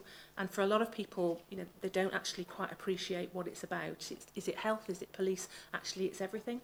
It brings everything together, which is why it's sat right in the middle of that diagram, because actually it can make the connections. And that's the ambition. That's what we're trying to achieve. And actually, you're absolutely right. The uptake of SARCs is appallingly low when set against the levels of crime that we know get and it's something. It's how do we actually make that connection? Now, this is a choice. Not all people want to go and take advantage of the service, but actually, we need to do a lot more in terms of awareness so people know what it can offer them. Thank you, Chair. I think what concerns me is that it's basically a reduction in a service in Plymouth, which is one of the biggest conurbations. And if we're trying to increase uptake, then that's, to me, is not the way we should be doing it. Right, Councillor Sparling. Thanks. Very much a layman in terms of SARC, of course, but I would have thought that forensic sort of evidence could potentially be lost if evidence taking doesn't happen straight away. So I do sort of share some of my colleagues' concerns about the provision in Plymouth. Could I ask how much of a driver behind Plymouth not having a full-time SARC in the proposal is down to challenges around human resources and expertise? In terms of the adult SARC, is what you're asking. So in terms of the adult SARC, it is about whether you have a facility that is staffed permanently for the level of demand that we've currently got, or whether it's available to people when it's required. And at the moment, the numbers that we've got coming through to the Plymouth SARC don't warrant it being staffed on a 5-day-a-week, 7-day-a-week basis. Okay, so it's purely the fact that there aren't enough users, if I can put it that way, as opposed to an expertise issue in the city or human resources issue in the city. Would that be right? There are some challenges around staffing, and certainly if you're only dealing with a very small number of cases, then being able to maintain the adequacy of expertise is a challenge. Sure, so from that perspective. Absolutely. Yes. I think staffing and human resources is something that's come up, I think, on every item on our agenda today, and it's something that comes up again and again. The fact that the lack of expertise is part of the issue here, if not the full reasoning behind it. What work was undertaken to address the expertise and HR challenges prior to bringing forward the proposal for a part-time adult SARC provision in Plymouth? It's really the other way around. So if you don't get cases coming through and you're not able to develop that expertise, then you can have the number of people, the number of staff there, but it's developing the right sort of expertise in order for you to keep those skills at an appropriate level. So it's not so much about actually can you recruit enough people, but it's can you actually keep them with the level of sort of expertise that they need to provide the sort of service that we're trying to Sure, I provide. see. No, that's helpful, thank you. And just secondly, if I may, I haven't yet had a response to my first question, which was, it touched actually on Councillor James's point as well about the growth in reported instances of rape offences. I'm particularly thinking here of the huge leap of 45% in respect of adults between 2014 and 2016. And I was just hoping for some insight as a layperson into why that has occurred. Is it sort of increased reporting, or is there something else happening there?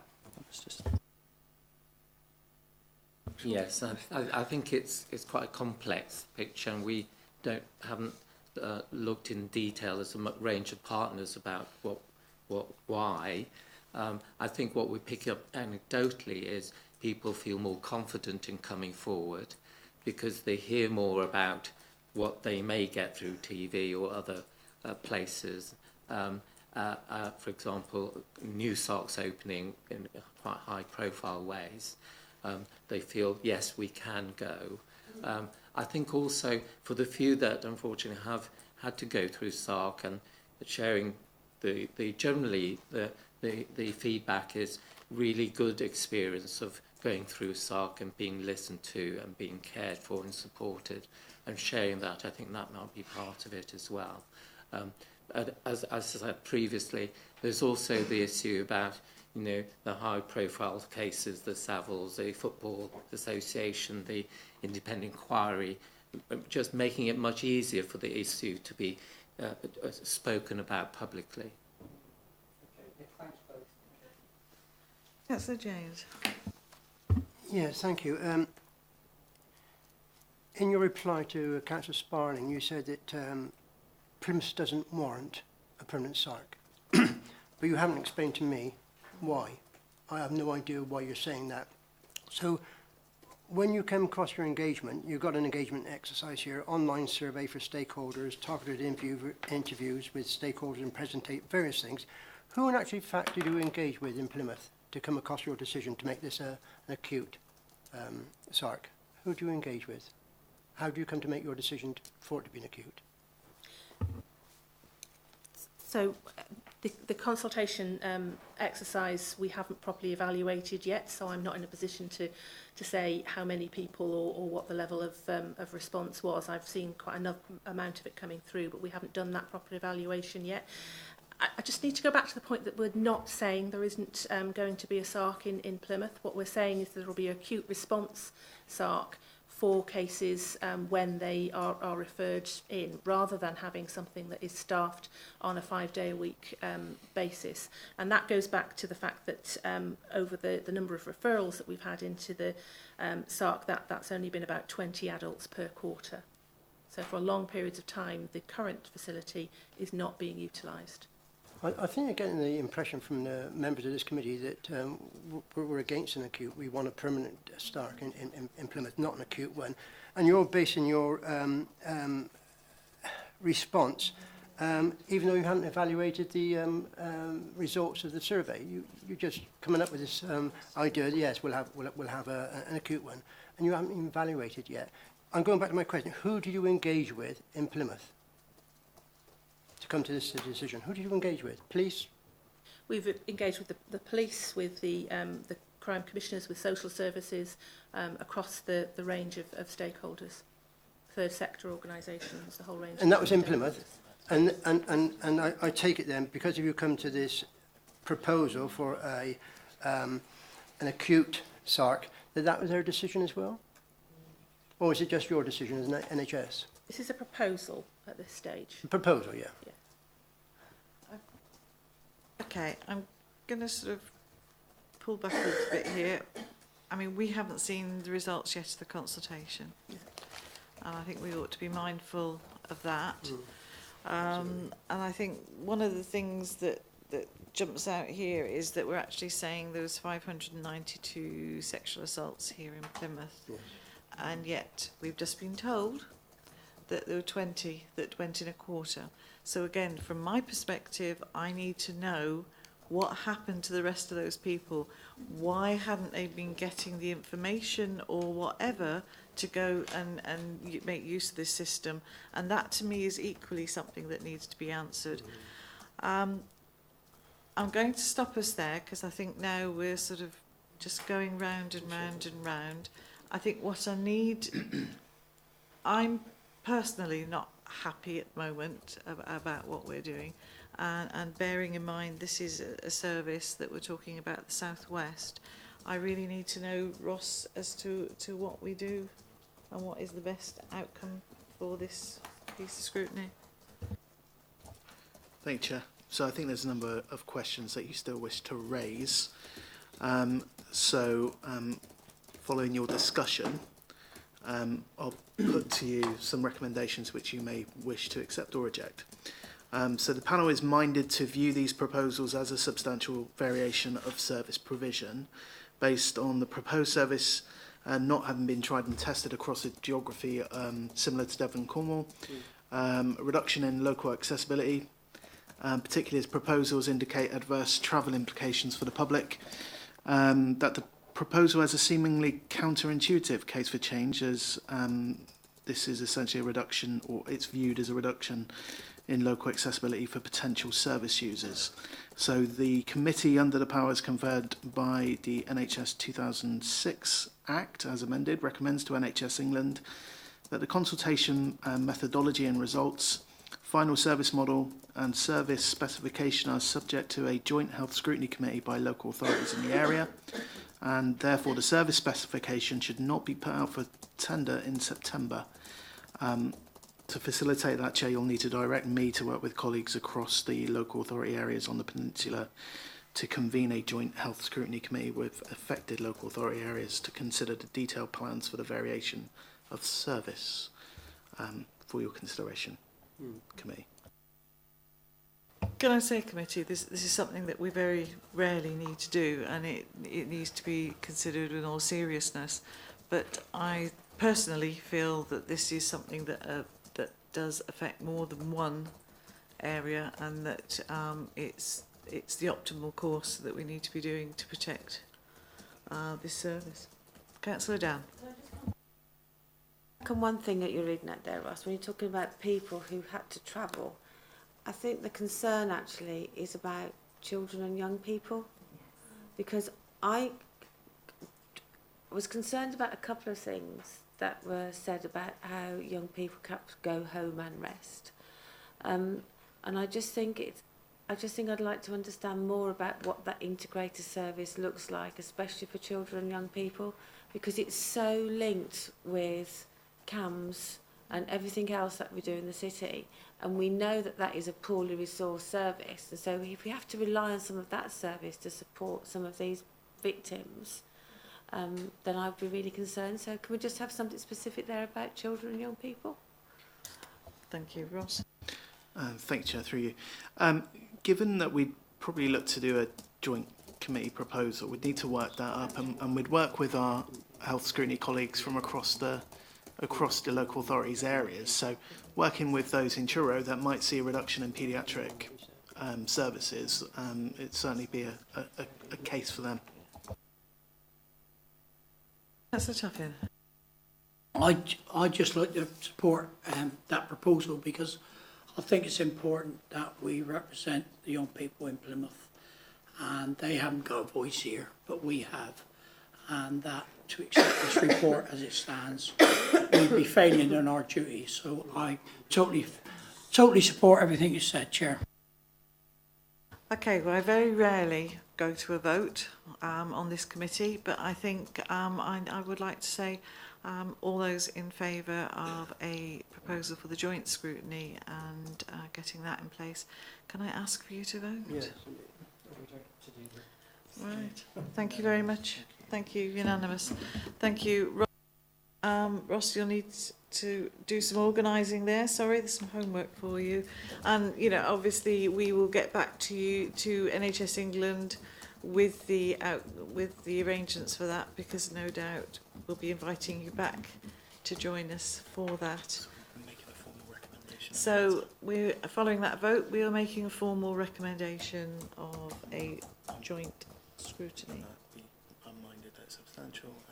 And that we are minded that it's a substantial variation, and what else? Not to go to tender until the process is reported on from us. Yeah. Thank you very much, and thank you for joining us, Jan and Hong. Thank you, and safe journey back to wherever you need to go to. Thank you.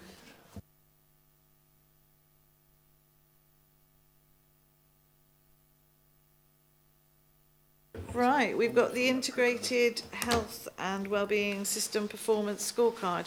You've all had this out to you, and there was an invitation for you to come back if you needed anything specifically answered, and which we've had no specific questions, is my understanding. So for both these items on the Integrated Performance Scorecard, if any more questions to add anything to the work programme, we'll do that now. Right. Is there anybody that wishes to add anything to the work programme from the scorecard, these two items, next two items? Or are you content? No, the scorecard, no, not content. Far from content. Because, I mean, the point was you were asked to send stuff in because we have not got officers here to answer it. I wish you'd read your papers so that you knew what you had to do, folks. Yeah.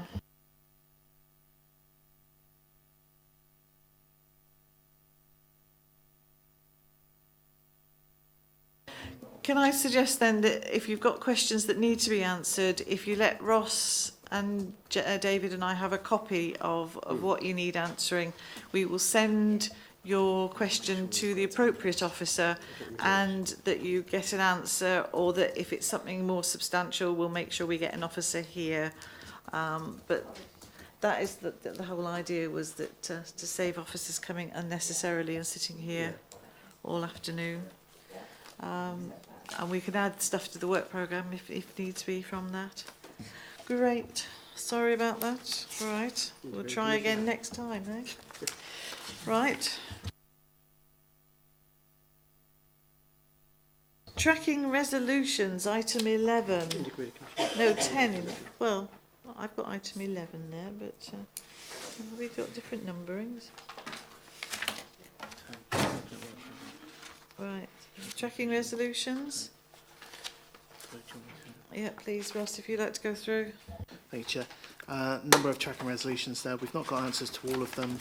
You have received some emails regarding minutes 7 of 15th of March. Chair, Chair and Vice, actually, we've discussed the possibilities of establishing a subcommittee to look at some of these children issues, given that there's a number being raised through the Integrated Performance Monitoring Report. So, Chair, I think that's really the recommendation on the floor. Given that you've got tracking resolutions here relating to children that you do need to get some answers to, and focus some time on, I think the recommendation to the committee is that you establish a subcommittee to look at children's services. Thank you, Chair. I think Chair and Vice and 4 others for a subgroup. I think if we put that out to you all and see for volunteers, and if there's more than that number want to do it, then we'll have to draw straws. Or we could go out to the general membership of the council backbenchers if we haven't got enough people from here that want to take part. So I think let's see if there are people that want to be part of it, and then take it from there. Okay.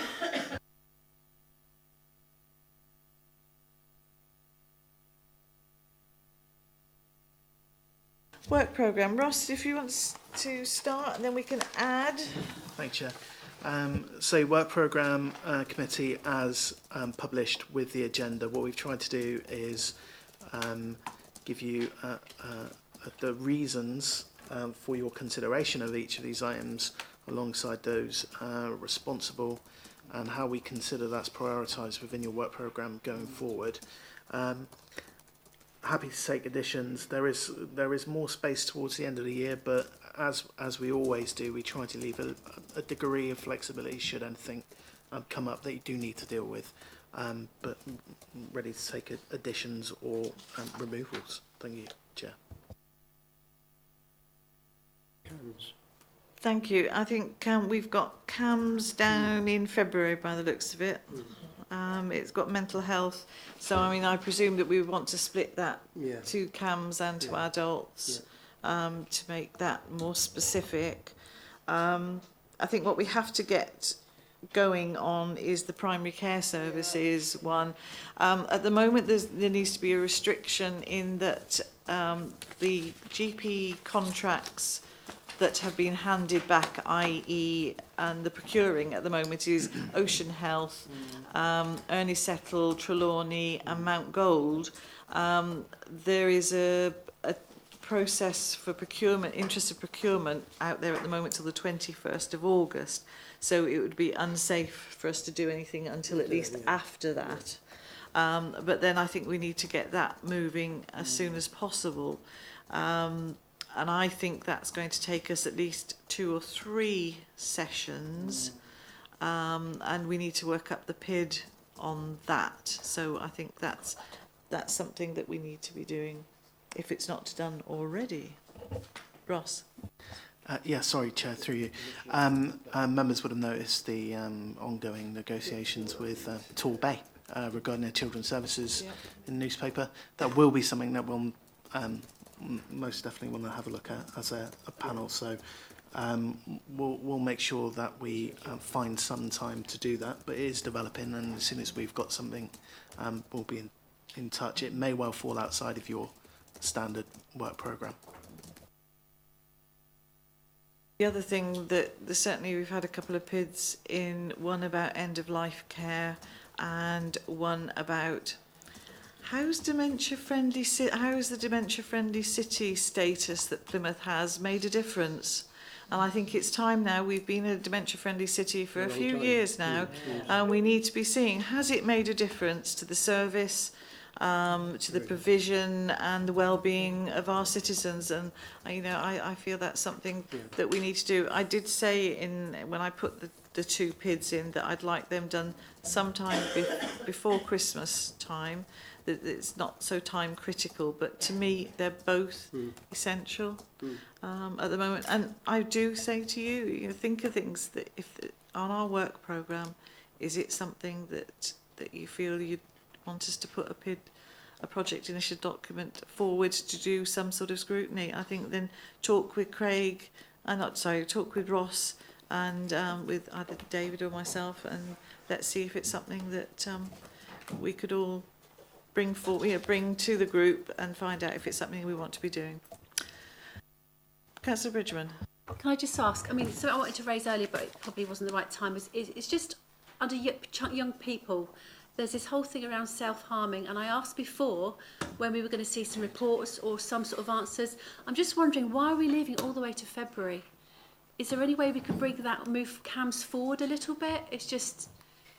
So, when you see the actual results on here, the amount of children that are actually... It's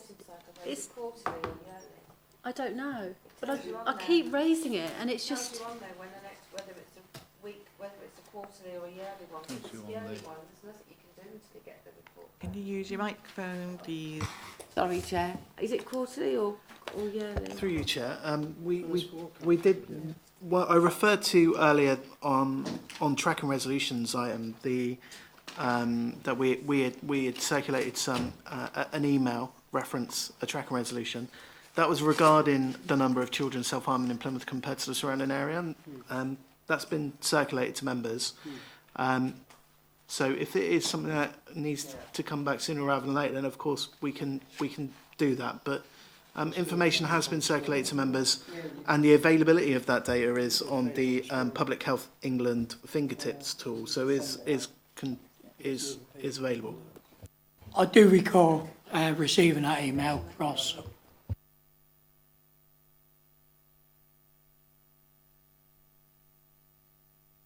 Okay, folks, I think that's all for this meeting. Can I say thank you all very much indeed for your cooperation.